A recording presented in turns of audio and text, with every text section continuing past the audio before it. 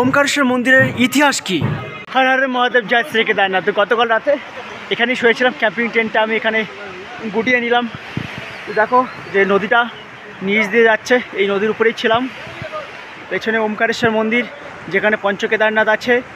আর এখানে কিন্তু খুব একটা ইতিহাস আছে যেটা তোমাদের জানা দরকার। সেটা হচ্ছে ভগবান কৃষ্ণের নাতি অনিরুদ্ধ এবং বনসুরের কন্যা উষা এখানে কিন্তু বিবাহ সম্পন্ন হয়েছে, এখানে বিবাহ হয়েছে। যে মন্দিরটা দেখা যাচ্ছে সেখানেই যাচ্ছি আমি, আপনাদের দেখাচ্ছি ভালো করে। আপনারা শেষ পর্যন্ত দেখুন এবং অন্যকে দেখার সুযোগ করে দিন। ওমকারেশ্বর মন্দির, আমি আছি ওমকারেশ্বর মন্দিরে। ওমকারেশ্বর মন্দিরের ইতিহাস কি?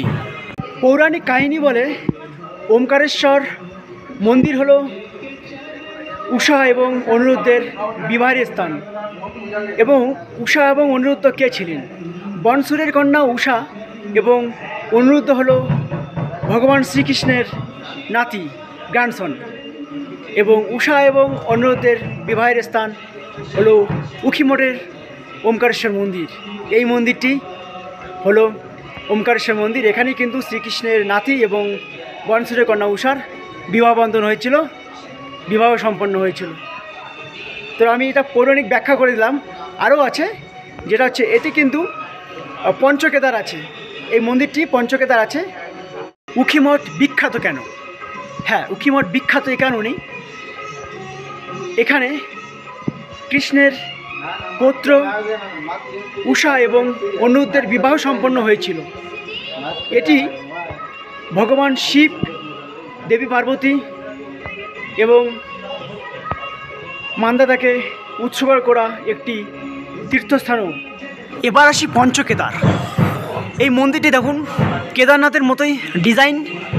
আর এখানে পঞ্চকেদার দর্শন করতে পারবেন। যারা কেদারনাথে আসে তারা কিন্তু পঞ্চকেদার ঘুরে যায় না, কিন্তু হ্যাঁ, কেদারনাথে দর্শন করলে অবশ্যই পঞ্চকেদার দর্শন করে যাবে। পঞ্চকেদার একটি সংস্কৃত শব্দ এবং এই পঞ্চকেদার এখানেই রয়েছে। 5 কেদার কি কি? 1 কেদারনাথ, 2 তুংনাথ, 3 রুদ্রনাথ, 4 মধ্যমহেশ্বর, 5 কল্পেশ্বর।